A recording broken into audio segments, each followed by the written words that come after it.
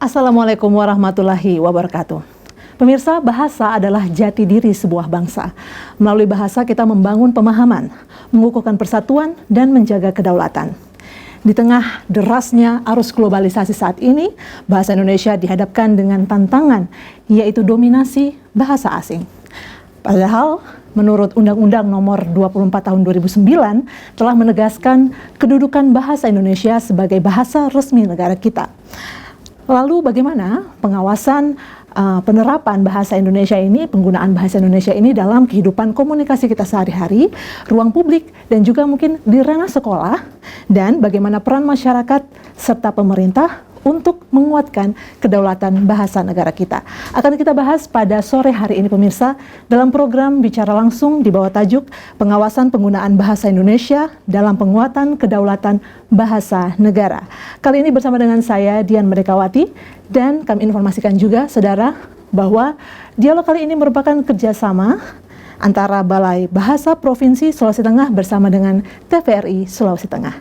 Tentu saja saya tidak sendiri saudara, karena sudah ada 3 narasumber yang spesial dan luar biasa dan sudah hadir di tengah kita saat ini untuk membahas mengenai tema yang menarik tadi. Akan saya perkenalkan kepada Anda saudara, di sini telah hadir bersama dengan kita Kepala Badan Pengembangan dan Pembinaan Bahasa, Bapak Hafidz Muksin SOS MSI. Assalamualaikum, selamat sore Pak Hafidz. Waalaikumsalam. Selamat datang Pak di Bumi Tadulako. Terima kasih banyak waktunya nih. Iya Pak. Dan juga bersama dengan kita saudara telah hadir pemenang 1 Putra Duta Bahasa Sulawesi Tengah 2025, Kak Aditya Nurdiansyah. Ya, selamat sore Kak Adit. Sore.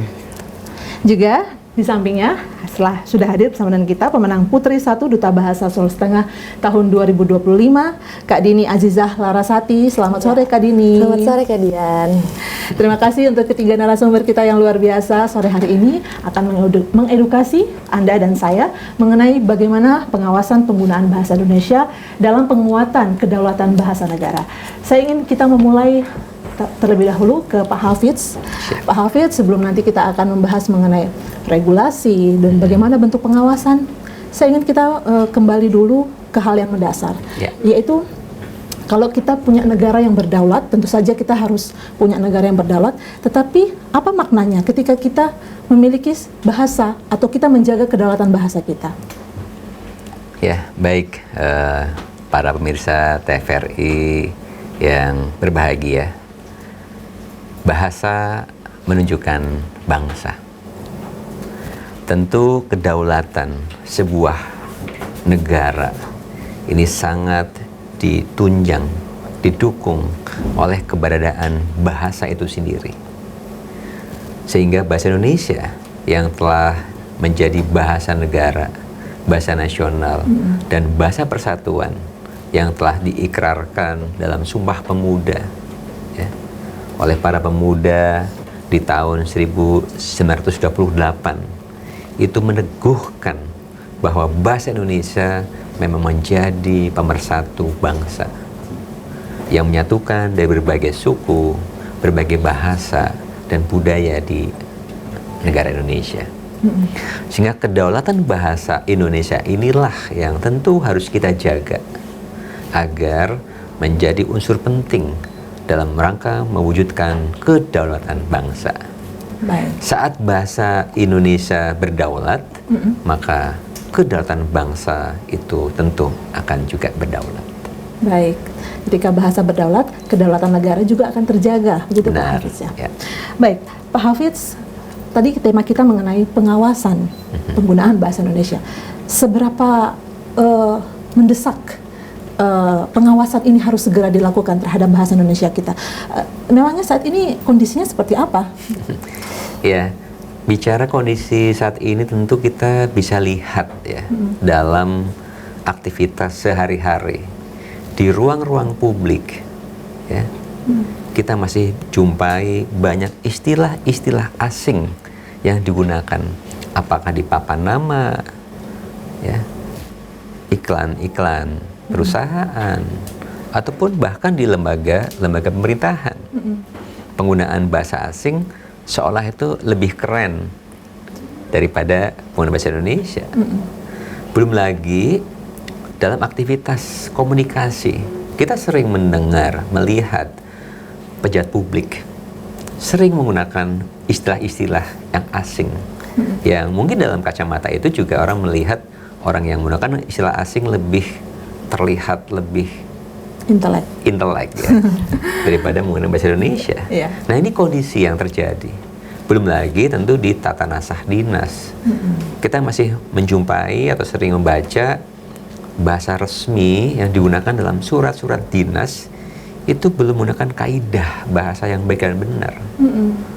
Sehingga terkadang tidak hanya di surat resmi, bahkan di dokumen regulasi sering terjadi pemahaman yang salah ya, yang multitafsir karena penggunaan bahasa yang tidak baik dan tidak benar. Nah, sehingga muncullah bagaimana kita memiliki tanggung jawab untuk dapat melakukan pengawasan penggunaan bahasa Indonesia yang baik dan benar. Ya. Tentu objeknya adalah satu, ruang publik, yang kedua tata naskah resmi.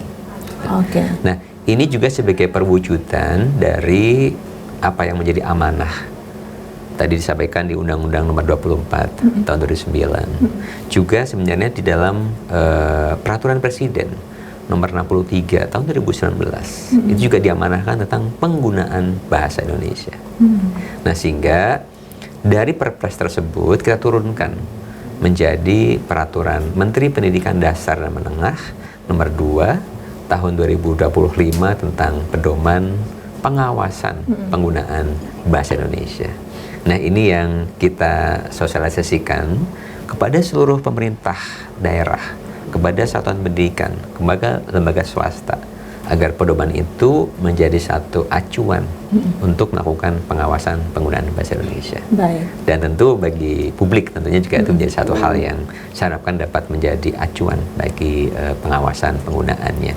Sehingga partisipasi publik untuk melakukan pengawasan dapat kita apresiasi. Baik, Pak Hafidz. Sebelum saya ke teman-teman dari Duta Bahasa, tadi karena Pak Hafidz sudah sedikit menyenggol mengenai kebijakan, aturan. Nah, biasanya kalau bicara aturan, berarti kalau tidak melaksanakan ada sanksi. Nah, kalau dalam hal ini, apakah ada sanksi begitu, Pak, yang mengikat atau sanksinya seperti apa? Ya, ini memang sebuah aturan atau regulasi terkait dengan penggunaan bahasa ini tidak ada klausal sanksi. Karena yang kita inginkan adalah bagaimana menumbuhkan sikap positif masyarakat. Saat kita mengaku sebagai warga bangsa, tentu kita harus bangga terhadap bahasa Indonesia, ya, yang telah menjadi pemersatu bangsa. Untuk itu, kita tidak fokus kepada sanksi, namun kita coba tumbuhkan sikap positif itu untuk mereka dapat meningkatkan kemampuan berbahasa Indonesianya dan juga menggunakan pengutamaan dengan bahasa Indonesianya. Namun sebagai bentuk lain, kami lakukan dalam aturan itu adalah apresiasi, penghargaan. Sehingga pemerintah daerah, ya, kemudian lembaga, satuan pendidikan atau swasta yang telah menunjukkan komitmennya secara terus-menerus dan melaksanakan upaya perbaikan penggunaan bahasa Indonesia yang baik dan benar, baik di ranah publik maupun ranah dinas, itu kita evaluasi. Nah, saat evaluasi yang meningkatkan kinerjanya, itu kita berikan apresiasi. Nah, apresiasi dari mulai tentu tingkat daerah, provinsi, dan nasional. Ini yang sedang kita gagas di tahun ini sebagai bentuk apresiasi kepada pemerintah daerah. Kita akan luncurkan apresiasi yang kita berikan nama Piala Adi Bahasa. Oke, itu sudah pernah Pak atau baru akan dilakukan? Tahun ini akan kita mulai lakukan. pertama, sebagai bentuk apresiasi kepada pemerintah daerah yang berkomitmen tinggi dalam menjaga, mengutamakan bahasa Indonesia di ruang publik dan naskah resmi. Baik, Piala Adi Bahasa. Baik, Pak Hafidz. Saya akan ke teman-teman dari Duta Bahasa. Saya ke Kak Adit dulu. Kak Adit, tadi kan Pak Hafidz sudah menjelaskan kenapa mendesak dan seberapa penting pengawasan ini harus segera dilakukan dari berbagai ranah tentunya, ruang publik. Tapi kalau spesifik kepada teman-teman generasi muda, bagaimana pandangan teman-teman generasi muda mengenai mendesaknya pengawasan ini harus segera dilakukan terhadap penggunaan bahasa Indonesia? Oke, baik, terima kasih ya Kak Dian. Jadi tentunya dalam pengawasan penggunaan bahasa Indonesia khususnya di ruang publik, jadi kami sebagai generasi muda tentunya punya tanggung jawab untuk setidaknya, apalagi kami telah diberikan tanggung jawab sebagai duta bahasa, memberi contoh untuk menggunakan menggunakan bahasa Indonesia yang baik dan benar. Setidaknya dimulai dari diri sendiri, ketika mungkin memberikan contoh melalui hal-hal kecil, ketika kita mengirim pesan singkat ke teman-teman, menggunakan penulisan kaidah kebahasaan yang benar, kemudian berbicara sesuai dengan bahasa yang baik. Saya rasa itu merupakan salah satu bentuk tanggung jawab kami sebagai generasi muda dalam bentuk pengawasan penggunaan bahasa Indonesia, khususnya bagi kami generasi muda. Oke, dalam hal-hal kecil bahkan sampai mengirimkan pesan begitu ya. Nah, dalam hal ini Adit pasti pernah berinteraksi dengan teman-teman yang mungkin juga mereka belum teredukasi dengan bagaimana penggunaan bahasa Indonesia yang tepat. Itu bagaimana cara untuk bisa mengedukasi mereka? Artinya kita menegur tanpa menggurui atau dianggap nanti kamu terlalu kaku atau sering dikaitkan dengan kuno katanya begitu. Bagaimana? Jadi tentunya pasti akan dapat beragam respon dari teman-teman. Jadi ketika ada beberapa yang merespon bahwa wah, kamu sudah mulai menuliskannya sesuai aturan kebahasaan, misalnya titik koma sudah mulai digunakan ketika mengirim pesan singkat. Tapi ada juga beberapa teman yang merasa bahwa kayaknya memang saya harus berubah. Jadi saya rasa dari hal-hal kecil setidaknya memberikan dampak ke teman-teman, bisa memberikan edukasi sedini mungkin terkait penggunaan bahasa. Jadi saya rasa pastinya akan ada muncul respon-respon yang beragam dari teman-teman, dari mulai yang menerima, dari yang merasa sepertinya sedikit kaku, tapi saya rasa tidak mengapa, karena kalau tidak sekarang kapan lagi. Oke, harus segera dimulai ya Kak Adit. Baik, tadi mengenai Kak Adit sampaikan bahwa ada respon-respon yang kita tidak bisa duga juga dari teman-teman. Nah, saya akan ke Kak Dini. Kak Dini, selama ini bahkan mungkin sebelum menjadi duta bahasa, apa tantangan yang Kak Dini lihat dalam penggunaan bahasa Indonesia yang benar? Baik, terima kasih Kak Dian. Kalau untuk saat ini seperti yang kita ketahui, teknologi semakin berkembang pesat. Jadi untuk saat ini generasi muda itu biasanya menggunakan, dan rata-rata semuanya itu menggunakan media sosial. Nah, di media sosial itu sebenarnya salah satu tempat kita untuk mengimplementasikan bagaimana penggunaan bahasa Indonesia yang baik dan benar. Tetapi untuk saat ini masih banyak misalnya generasi muda yang menggunakan takarir di media sosial itu masih menggunakan campur kode, mencampurkan bahasa Indonesia dengan bahasa asing. Itu merupakan salah satu hal yang menurut saya mengancam eksistensi bahasa Indonesia. Jadi itu merupakan salah satu tantangan terbesar. Jadi itu akan dimulai dari diri kita sendiri. Kita akan memberikan contoh yang baik kepada mereka, bagaimana penggunaan bahasa Indonesia yang baik dan benar. Oke, dimulai dari diri kita ya. Nah, bagaimana generasi muda ikut bisa juga berperan? Kalau kalian kan tentu saja duta bahasa, kalian pasti akan membawa semangat itu. Tapi bagaimana menularkan juga dengan teman-teman generasi muda? Kalau dari kami sendiri sebagai duta bahasa, tentunya kami akan memberikan contoh-contoh yang baik kepada mereka. Kalau untuk saat ini Kak, kami sedang aktif membuat konten-konten kebahasaan di media sosial yang nantinya akan mengedukasi teman-teman generasi muda agar menggunakan bahasa Indonesia yang baik dan benar. Oke, begitu ya. Jadi menggunakan konten ya, karena itu memang tempatnya anak-anak muda yang paling banyak berkumpul di situ gitu, dan paling banyak kesalahan di situ. Baik, saya akan ke Pak Hafidz kalau begitu. Pak Hafidz, kita akan bicara mengenai implementasi. Nah, tadi Bapak sudah menyinggung bahwa implementasi kita adalah di ruang publik, lembaga, swasta, dan juga bahkan sekolah. Nah, Pak, ini kalau dalam lembaga pemerintahan itu tadi Bapak juga sudah sampaikan tadi di belakang layar bahwa pada kenyataannya justru aturan-aturan atau mungkin baliho-baliho begitu ya yang ditulis itu kurang tepat. Apa solusi yang sebenarnya bisa dilakukan kalau untuk hal-hal yang masih terjadi seperti itu? Ya, kita punya fungsi terutama di daerah. Jadi kita punya unit pelaksana teknis berupa balai bahasa. Jadi seperti di Sulawesi Tengah, kita juga punya balai bahasa Provinsi Sulawesi Tengah. Nah, di dalam tugas fungsinya itu kita ingin mereka dapat melakukan pendampingan. Ya, melakukan penyuluhan, sehingga apa yang sudah dilakukan pemantauan terhadap lembaga, baik itu pemerintah daerah, satuan pendidikan maupun swasta, mereka akan melakukan pendampingan dengan memberikan rekomendasi bahwa ini salah, yang benar seperti ini, sesuai dengan aturan dan kaidah. Nah, sehingga diharapkan perbaikan-perbaikan itu dapat dilakukan secara terus-menerus dari lembaga yang didampingi.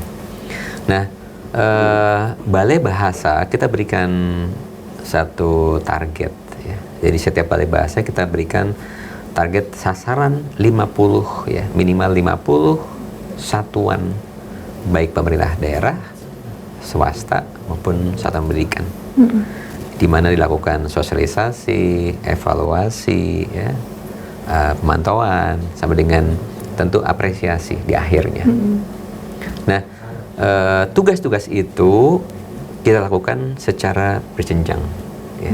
Jadi dari mulai balai bahasa, nanti hasilnya nanti akan dilakukan rekapitulasi pemantauan oleh pusat. Jadi kita punya 30 balai bahasa di seluruh provinsi yang masing-masing 50 sasarannya. Sehingga dari 50 30 wilayah kita sudah memiliki lembaga-lembaga yang nanti diharapkan mereka bisa mengimbaskan praktik baik itu kepada lembaga-lembaga lainnya. Gitu. Nah, ini yang kami lakukan dalam rangka untuk pengawasan penggunaan secara terus-menerus. Oke, itu di lembaga pemerintahan ya Pak Hafiz. Kalau kita ke sektor swasta, nah sektor swasta ini kan kalau lembaga pemerintahan ada kesan bahwa karena dia terstruktur jadi gampang untuk diawasi atau berkoordinasi. Tapi kalau swasta ini Pak, biasanya contohnya seperti iklan-iklan. Sekarang seperti ada stigma atau pandangan pemikiran bahwa kalau kita menggunakan istilah asing itu justru lebih komersil, lebih menjual, lebih singkat dan lebih keren. Karena kadang kita mencari padanan bahasa Indonesianya tapi kok lebih panjang begitu dan terkesan kurang komersil begitu. Bagaimana solusi dari Badan Bahasa di sini? Ya, ini tentu menjadi fenomena yang tidak bisa kita hindari, ya. Apalagi dengan kemajuan teknologi informasi, ini memengaruhi pola pikir, pola sikap masyarakat kita. Dan ada satu kecenderungan, ini sebuah penyakit sebenarnya, namanya xenomania, di mana kita sangat menyukai istilah-istilah asing atau sesuatu yang berasal dari asing, ya. Apakah itu produk atau kalimat atau bahasa yang lainnya. Ini yang tentu harus kita mulai bina, karena ini akan membahayakan eksistensi bahasa Indonesia. Ini kita sudah bisa lihat, ya, di ranah publik misalnya, sebuah produk, ya, black coffee dengan kopi hitam, harganya sudah berbeda. Kalau black coffee misalnya dalam merek tertentu harganya 60.000 atau 50.000, sedangkan kopi hitam di warung mungkin dengan kualitas enaknya malah lebih nikmat, malah hanya 5.000 atau 10.000. Ini sudah mendegradasi, ya, dari sisi ekonomi. Nah, tentu akan sangat bahaya. Katakanlah ayam goreng dengan fried chicken, sudah beda gitu, ya. Nah, ini yang harus kita lakukan pembinaan, khususnya di dunia ekonomi, ya, di dunia bisnis. Sehingga sasarannya tentu tidak hanya pemerintah, di lembaga swasta, termasuk perumahan, termasuk media, ya, termasuk rumah sakit, termasuk pasar, gitu. Termasuk industri yang diharapkan itu dapat kita benahi lah, gitu. Kita juga sering lihat kan, nama-nama perumahan itu lebih mengarah ke istilah-istilah asing. Padahal 100% yang tinggal adalah masyarakat Indonesia. Nah, ini yang tentu harus kita sadarkan Bahwa jangan sampai seolah-olah dengan menggunakan istilah asing akan meningkatkan nilai dari sisi ekonomi. Kalau itu dipahami itu akan bahaya. Orang akan memilih istilah asing, ya. Dan seolah jadi biasa. Kita lihat juga nih sekarang yang sedang marak adalah usaha bisnis laundry. Orang mengenal laundry daripada binatu. Ya. Padahal istilah bakunya adalah binatu. Nah, ini yang tentu harus disadarkan. Nah, peran daripada adik-adik ini, Duta Bahasa ini sangat diperlukan dengan konten-konten kreatif yang mudah disebarluaskan, dipahami dengan singkat, disebarluaskan melalui apakah itu medsos yang ada, mungkin akan lebih mudah dan masif. Baik Pak Hafiz. Kalau gitu saya langsung ke teman-teman Duta Bahasa, ke Kak Dini dulu. Kak Dini, tadi Pak Hafiz sudah mengantar bahwa ada peran-peran Duta Bahasa, dan tadi juga Kak Dini sampaikan bahwa ada tugas yang Kak Dini dan Kak Adit lakukan, yaitu membuat konten. Tapi sebenarnya apa peran Duta Bahasa dalam pengawasan penggunaan bahasa Indonesia ini? Baik Kak Dian, seperti yang sudah Bapak sampaikan, kami sebagai Duta Bahasa tentunya kami sebagai perpanjangan tangan dari Balai Bahasa Provinsi Sulawesi Tengah. Tentunya ada beberapa hal yang menjadi tanggung jawab kami. Salah satunya itu hal-hal yang selaras dengan ada yang namanya Trigatra Bangun Bahasa, Kak. Yang pertama itu ada penggunaan bahasa Indonesia, ada pelestarian bahasa daerah, dan juga ada penguasaan bahasa asing. Tentunya ketiga hal tersebut yang menjadi salah satu tanggung jawab terbesar kami untuk terus menyosialisasikan ataupun membantu kepada generasi muda untuk terus menjalankan hal-hal yang selaras dengan Trigatra Bangun Bahasa tersebut. Oke, yang selaras dengan Trigatra Bangun Bahasa itu tadi ya, antara bahasa asing, bahasa Indonesia, dan bahasa daerah. Baik, saya ke Adit dulu. Adit, tadi Pak Hafidz sudah secara jelas sekali menyampaikan mengenai bahwa ada tantangan-tantangan di lembaga pemerintahan, di dunia swasta. Kalau ranah dari teman-teman Duta Bahasa ini, pengawasannya kemana saja? Baik, jadi untuk ranah pengawasan dari teman-teman Duta Bahasa, tentunya dimulai dari teman-teman sebaya terlebih dahulu. Nah, jadi di mana kita memulai untuk mengajarkan dan memberikan edukasi setidaknya untuk teman-teman sebaya.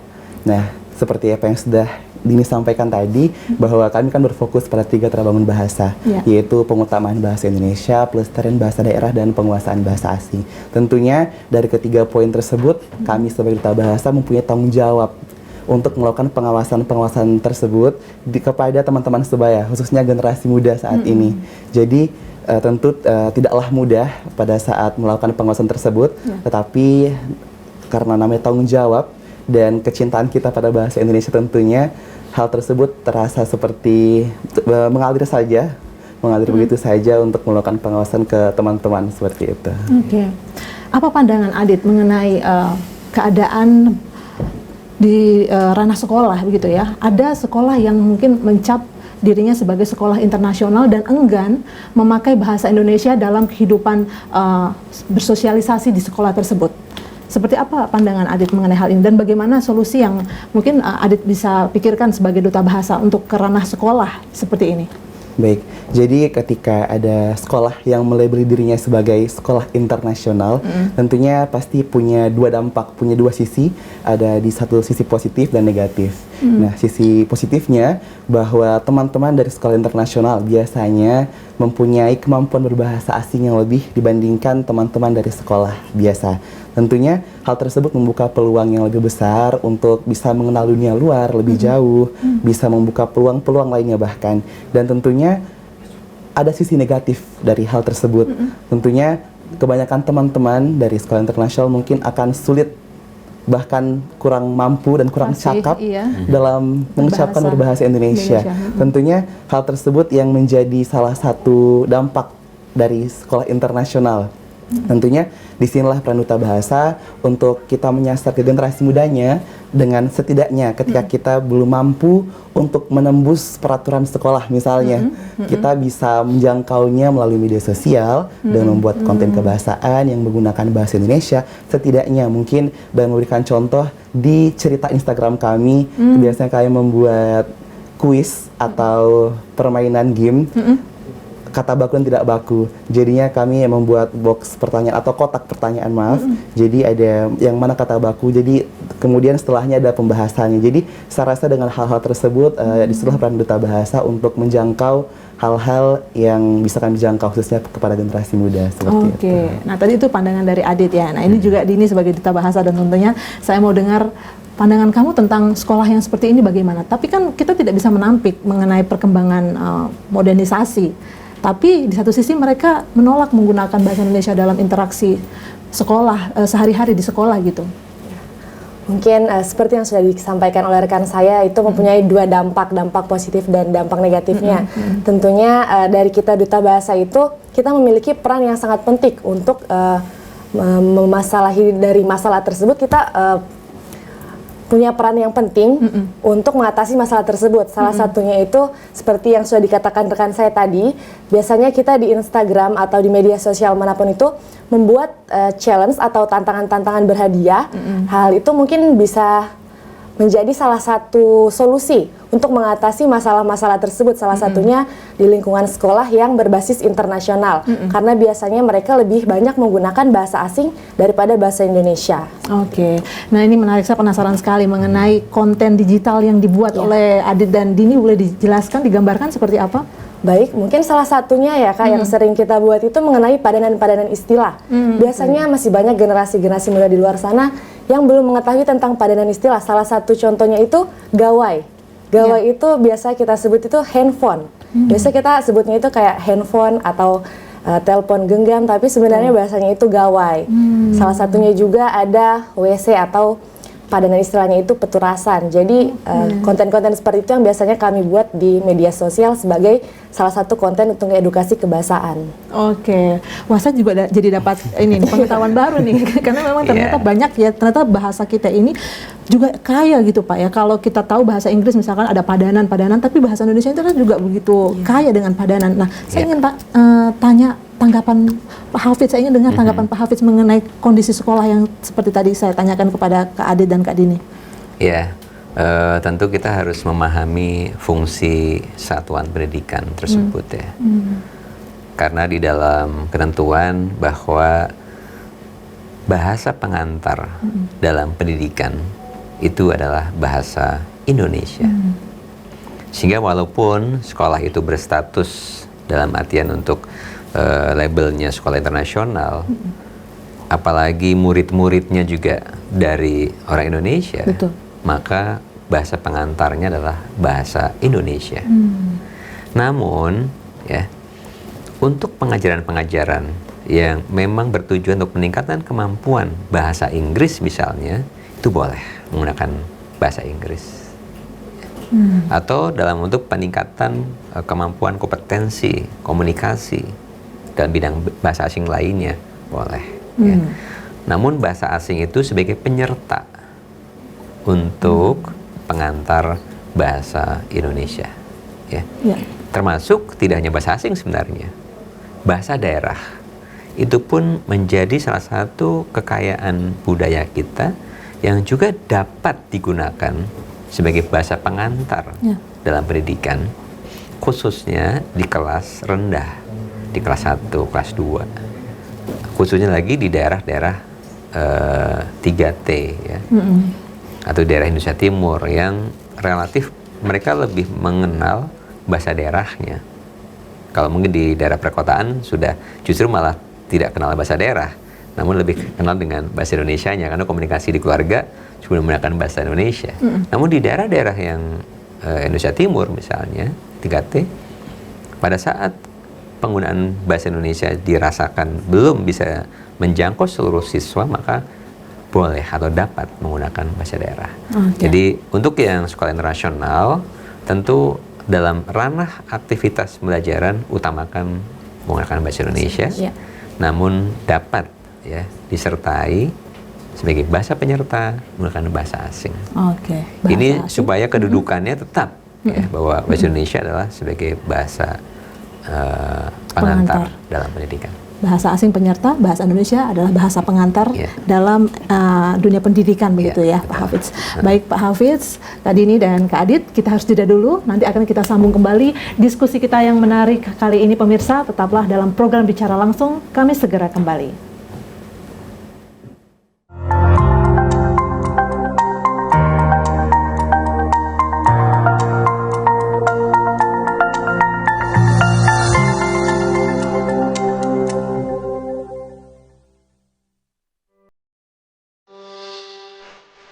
Setiap anak Indonesia berhak tumbuh, sehat, dan kuat.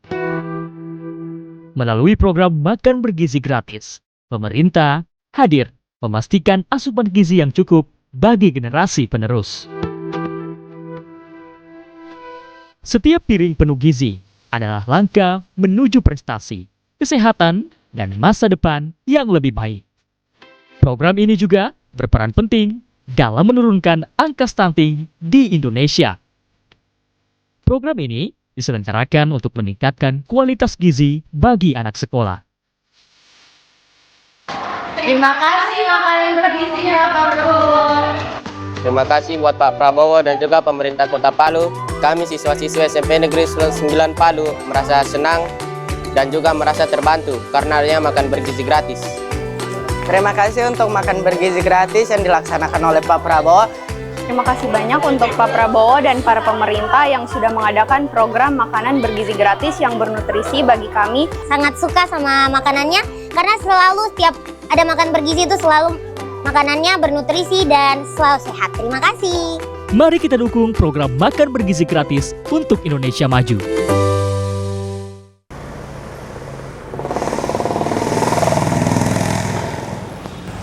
Bro, kenapa motor ini? Apa? Kenapa bro? Nggak motor kenapa? Ini DP busi kotor. Kalau bukan DP aki, tidak bisa menyala bro. Pantas sih. Dari mana ini bro? Dari kantor ini habis lembur, banyak pekerjaan. Tinggal di mana bro? Situ jalan trans, Kilongan. Oh dekat rumah sakit? Ya, dekat rumah sakit. Ya, tahu. Bro, makasih banyak ini so bantu dorong ini bro. Bro juga, apa-apa. So gitu tuh orang harus baku bantu. Toh? Siap. Thank you bro, thank you. Yoi.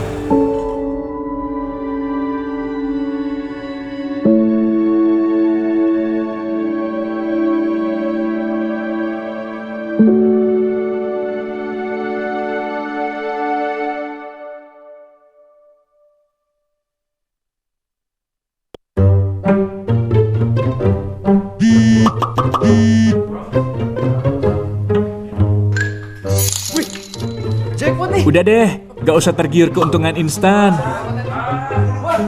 Di awal, semua pasti menang. Makanya ketagihan.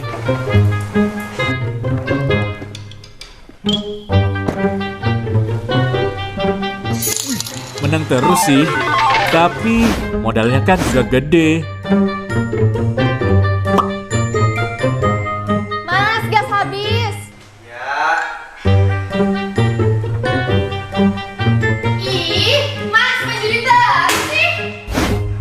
Udah deh, mendingan berhenti. Jangan nunggu sadar saat semua menghilang. Stop judi online. Yuk, bersama berantas judi online.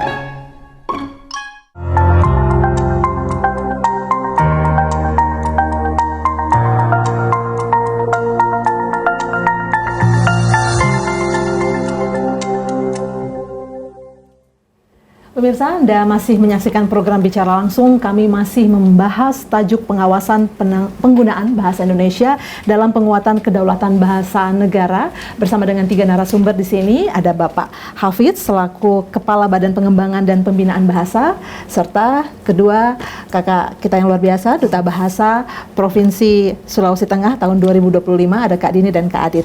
Tapi saya ke Kak Dini dulu nih. Kak Dini, tadi di belakang layar sudah saya sempat kita ngobrol sedikit Kak ya, bahwa memang teman-teman Gen Z saat ini itu mereka punya fenomena menciptakan bahasa-bahasa baru yang kadang kalau generasi yang berbeda juga tidak nyambung begitu ya dengan bahasa itu, dan bahkan tidak menyangka bahwa bahasa itu bisa tercipta begitu dengan sejuta istilah-istilah dan kepanjangannya. Nah, bagaimana peran Duta Bahasa di sini menjadi jembatan antara pengawasan penggunaan bahasa Indonesia yang baik dan benar dan juga kreativitas dari teman-teman muda? Baik, kami sebagai Duta Bahasa sebenarnya hal tersebut tidak dilarang karena itu merupakan salah satu bentuk kreativitas dari generasi muda itu sendiri. Jadi untuk penggunaan istilah-istilah asing atau bahasa-bahasa slang sebutannya seperti itu tidak dilarang, tetapi lebih ke memperhatikan bagaimana situasinya. Ketika kita di ruang formal ataupun di ruang publik, sebaiknya kita menggunakan bahasa Indonesia yang baik dan benar. Tapi ketika misalnya kita berbicara ke teman-teman sebaya kita bisa menggunakan bahasa-bahasa tersebut. Oke, jadi selama di komunitas begitu ya, betul. sebenarnya tidak dilarang ya. Iya, betul. Oke, Kak Adit mungkin ada tambahan mengenai hal ini? Jadi kalau dari saya, tentu kan sebuah bentuk kreativitas tidak ada yang bisa melarangnya. Jadi tentunya kita dari tadi kita mulai dari diri kita sendiri. Ketika kita memahami situasi, memahami tempat di mana kita berbicara, kita dapat menggunakannya bahasa-bahasa gaul tersebut dengan teman sebaya kita, mungkin teman-teman sebuah komunitas. Tapi kita harus menempatkan diri bagaimana kalau kita berada dalam sebuah ruang formal, bagaimana kita dapat menggunakan bahasa gaul tersebut dengan bijak, sehingga mungkin seperti contoh, kalau mungkin teman-teman dalam komunitasnya bilang FYI, tapi kalau kita memberikan contoh ketika presentasi dalam kelas, kita bisa menggantinya dengan mungkin sekedar informasi untuk teman-teman. Jadi dengan memberikan contoh tersebut, kami rasa bahwa bisa dimulai dari diri kita generasi muda untuk memulainya di ruang-ruang tersebut seperti itu. Oke, tadi Kak Dini menyampaikan bahwa salah satu hal yang Duta Bahasa Nasional,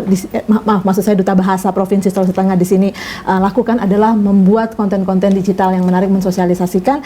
Lalu bagaimana contoh, apakah sudah pernah membuat konten yang dalamnya itu memang full bahasa Indonesia, apakah memang bisa menarik sih? Karena maaf saya pesimis, tapi karena kebanyakan terlihat itu adalah konten-konten menarik kalau dia dipenuhi dengan istilah-istilah asing. Tapi apakah memang bisa membuat sebuah konten yang menarik dengan di dalamnya itu penuh dengan bahasa Indonesia saja? Silakan Kak Adit. Baik, tentunya untuk membuat sebuah konten pastikan ada yang namanya penarik perhatian, atau biasanya dalam istilah pembuatan konten itu namanya hook. Nah, jadi salah satu contohnya ketika kami membuat konten kebahasaan untuk sebagai salah satu syarat kami untuk menuju Duta Bahasa Nasional kemarin, jadi itu kami sepenuhnya dalam video tersebut menggunakan bahasa Indonesia. Jadi kita mungkin dianggap kurang menarik ketika menggunakan bahasa Indonesia seutuhnya, tetapi kita berusaha kreatif bagaimana membuat jalan cerita, membuat kalau orang bilang biasa plot twist atau dan lain sebagainya. Jadi hal tersebut yang bisa menarik perhatian dan dibuktikan bahwa konten kebahasaan yang telah kami buat kemarin itu pengunjungnya bisa mencapai 17.000 pengunjung di Instagram kami. Jadi saya merasa bahwa dengan menggunakan bahasa Indonesia sepenuhnya dalam sebuah konten itu tidak menghalangi kita untuk menjangkau orang banyak dan tidak menghalangi kita untuk bisa mengenalkan ke generasi muda bahwa bahasa Indonesia juga dapat bersaing dengan bahasa asing seperti itu. Baik. Sebelum saya ke Pak Hafidz, mungkin sedikit lagi pertanyaan ya ke Adit. Adit, kita sekarang dalam kondisi krisis literasi. Apakah pengawasan bahasa ini menurut Adit sebagai Duta Bahasa akan dapat memperbaiki tingkat literasi kita? Baik, ketika ditanyakan terkait tingkat literasi dan peran kami sebagai Duta Bahasa, tentunya itu tadi, kami memulainya dari diri sendiri. Jadi ketika melaksanakan kegiatan literasi, tentunya kami berupaya untuk mengajak teman-teman sebaya setidaknya untuk mari sama-sama kita berkegiatan literasi. Misalnya sekecil hal kita untuk membaca tugas. Jadi dari saya sendiri pribadi ketika berbagi tugas dengan teman-teman, jadi mohon untuk setidaknya membaca juga apa yang menjadi tugas tersebut. Jadi dimulai dari ketika teman-teman bertanya, ini tugasnya yang mana ya? Jadi tolong teman-teman bisa baca, mungkin baca sendiri, kemudian kita dapat berdiskusi. Jadi ketika kita mulai dari diri sendiri dan kita dapat menyampaikannya ke teman-teman dengan cara yang tidak menggurui, dengan cara yang mudah diterima, saya rasa disitulah peran Duta Bahasa untuk melakukan pengawasan bahasa Indonesia di ruang publik seperti itu. Baik, oke Kak Adit. Saya ke Pak Hafidz kalau begitu. Pak Hafidz, sama pertanyaannya seperti yang saya tanyakan ke Kak Adit tadi, bagaimana pandangan Bapak? Apakah pengawasan bahasa ini dapat meningkatkan literasi bangsa kita? Ya, yang pertama tentu berbicara literasi, ini kan tidak hanya sekadar kemampuan membaca dan menulis, namun memahami ya, apa yang menjadi konteks yang dibaca dan dapat mengimplementasikan apa yang menjadi sumber informasi bacaan tersebut. Nah, tentu pengawasan ini sangat terkait dengan literasi. Bagaimana kita menggunakan bahasa Indonesia yang baik dan benar sehingga mudah dipahami oleh baik itu pembaca maupun pendengar. Contohnya misalnya Kak Dian ya, menyampaikan informasi dalam sebuah narasi kepada para pemirsa. Kalau tidak menggunakan bahasa yang baik dan benar, maka literasi masyarakat akan sulit memahaminya. Apa sih sebenarnya maksud daripada yang disampaikan oleh penyiar gitu ya. Nah, itu sehingga penggunaan bahasa termasuk pemilihan diksi yang tepat sesuai dengan objek ya, sesuai dengan sasaran pembaca atau pendengar atau pemirsa itu penting. Saat pemirsanya adalah anak-anak, tentu kita gunakan bahasa-bahasa yang mudah dipahami oleh anak-anak. Saat pemirsanya adalah kalangan akademisi, mahasiswa atau dosen, tentu kita bisa kita tingkatkan nih, istilah-istilah yang memancing kreativitas, motivasi mereka. Apa sih ada istilah baru ya? Tentu bisa kita lakukan.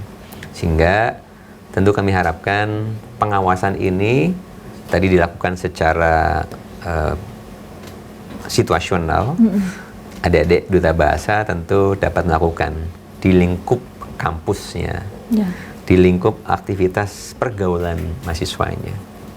Dan tadi disampaikan pada saat penggunaan bahasa gaul, bahasa slang, bahasa alay gitu ya, atau bahasa jaksel, bagi mereka itu sah-sah saja.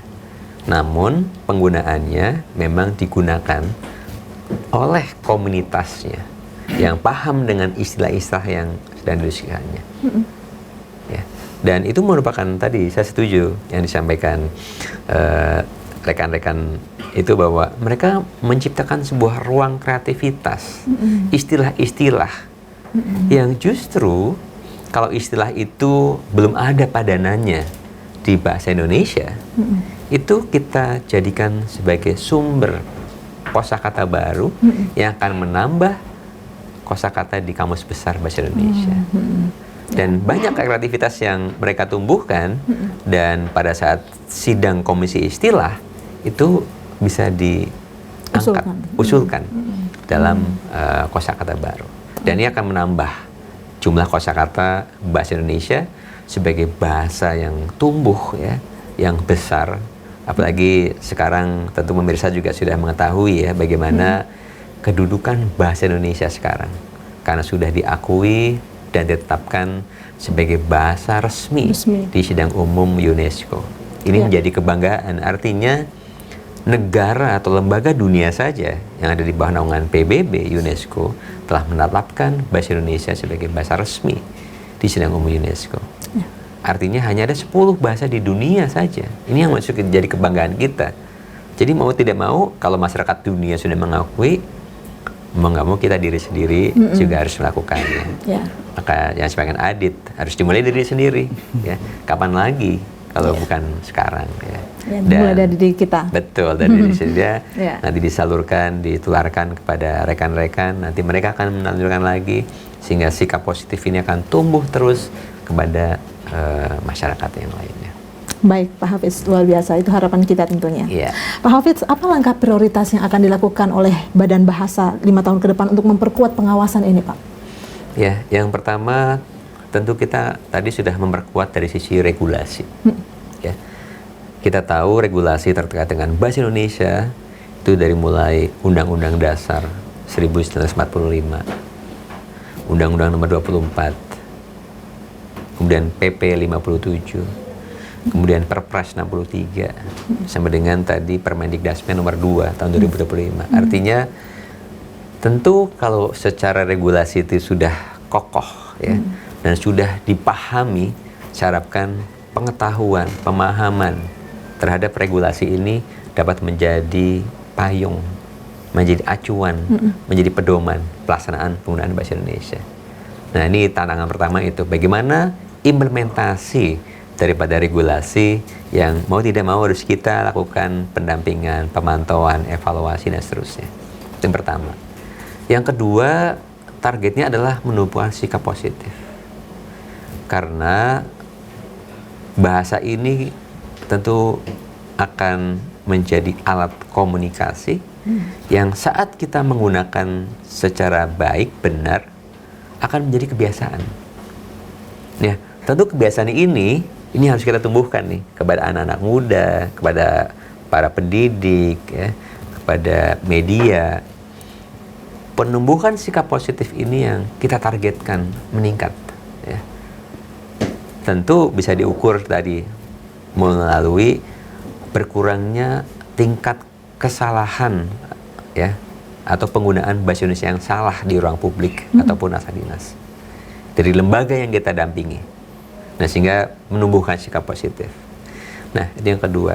Yang ketiga, kita adalah melibatkan pemerintah daerah. Sehingga di dalam peraturan menteri itu ada satu klausal kewajiban pemerintah daerah membentuk namanya tim pengawasan penggunaan bahasa Indonesia yang baik dan benar. Di dalam tim itu secara eksplisit disebutkan di setiap pemerintah daerah, baik itu provinsi, kabupaten, ataupun kota, dibentuk tim dari berbagai unsur yang terlibat dan diketuai oleh sekretaris daerah. Nah, tentu bagaimana keberadaan tim ini menjadi target kami. Termasuk besok kami akan melakukan kerjasama dengan pemerintah Provinsi Sulawesi Tengah dan seluruh kabupaten kota untuk melakukan komitmen bersama dan perjanjian kerjasama penggunaan bahasa Indonesia dan juga pelestarian bahasa daerah yang ada di Sulawesi Tengah. Nah, ini adalah sebagai langkah ketiga agar tim pengawasan terbentuk di seluruh Indonesia. Nah, yang keempat tentu kita lakukan evaluasi, ya. Bagaimana aktualisasi, implementasi program kerja, sasaran dari tim itu.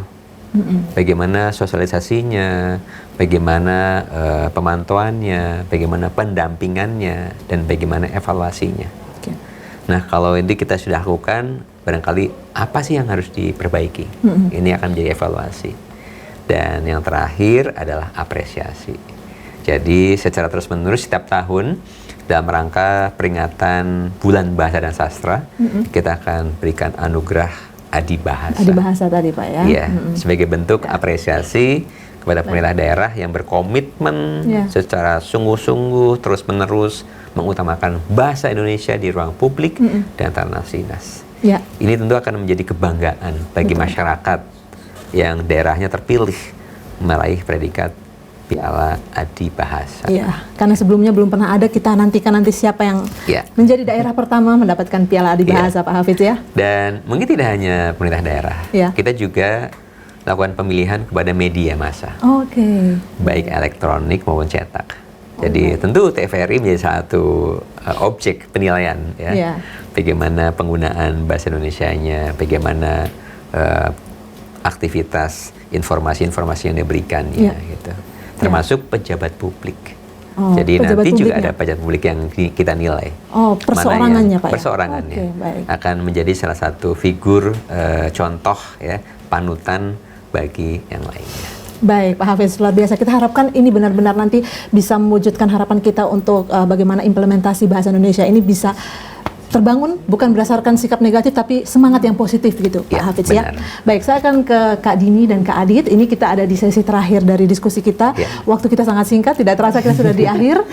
Saya ke Kak Dini dulu. Kak Dini, apa cita-cita Kakak ke depannya terkait pengawasan bahasa ini untuk nanti kepada teman-teman generasi muda? Baik, untuk saya sendiri, terkhusus untuk generasi muda, menurut saya teruslah untuk mengimplementasikan hal-hal yang selaras dengan 3 terbangun bahasa, karena sejatinya generasi yang berkualitas adalah generasi yang cinta dan bangga menggunakan bahasanya sendiri. Oke, luar biasa, ya. Kita harus cinta dan bangga menggunakan bahasa Indonesia. Bagaimana Kak Adit? Silakan Kak Adit. Jadi dari saya sendiri adalah marilah kita untuk memulai dari diri kita sendiri jika tidak sekarang kapan lagi, dan kalau bukan kita siapa lagi. Dan marilah kita jadi generasi yang cakap berbahasa. Baik, itu ajakan untuk teman-teman generasi muda, teman-teman sebaya. Marilah kita cakap berbahasa Indonesia ya.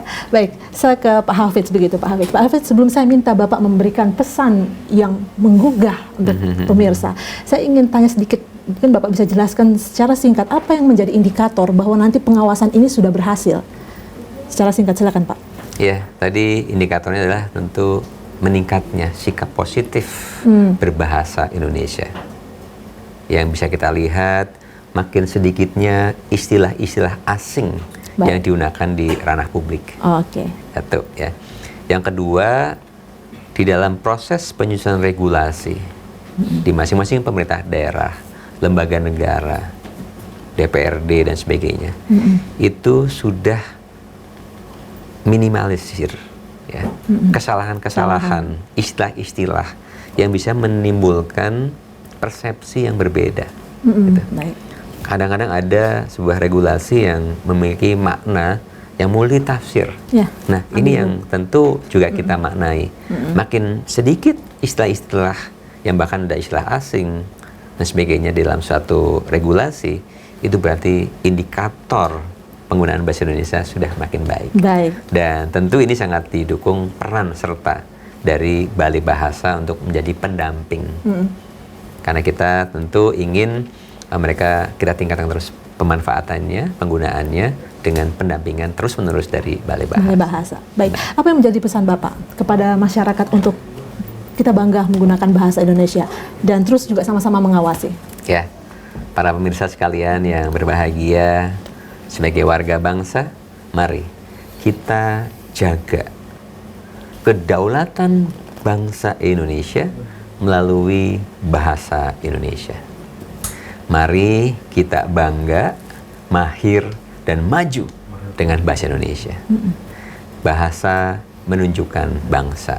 Saat kita berbahasa Indonesia, akan menunjukkan jati diri bangsa kita yang cinta kepada tanah air, cinta kepada bahasa negara.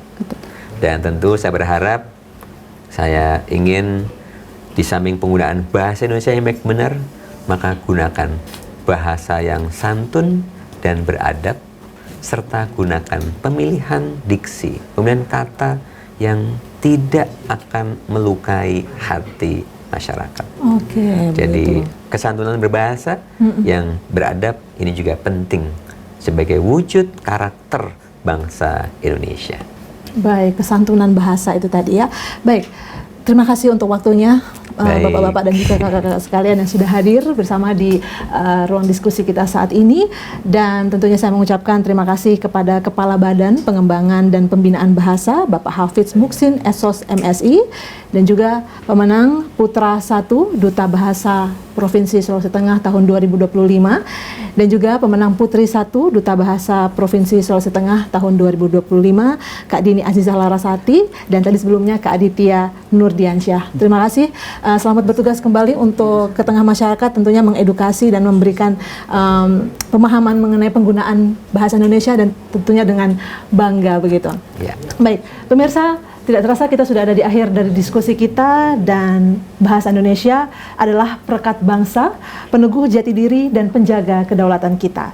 Tantangan global memang nyata. Namun dengan kesadaran kita dapat menjaganya bersama. Mari kita gunakan bahasa Indonesia dengan penuh cinta di ruang publik maupun di keseharian kita. Dengan begitu bahasa tetap terjaga, martabat bangsa pun akan selalu mulia. Saya Dian Merdekawati mengucapkan terima kasih atas kebersamaan Anda. Kita jumpa lagi dalam program Bicara Langsung lainnya. Sampai jumpa.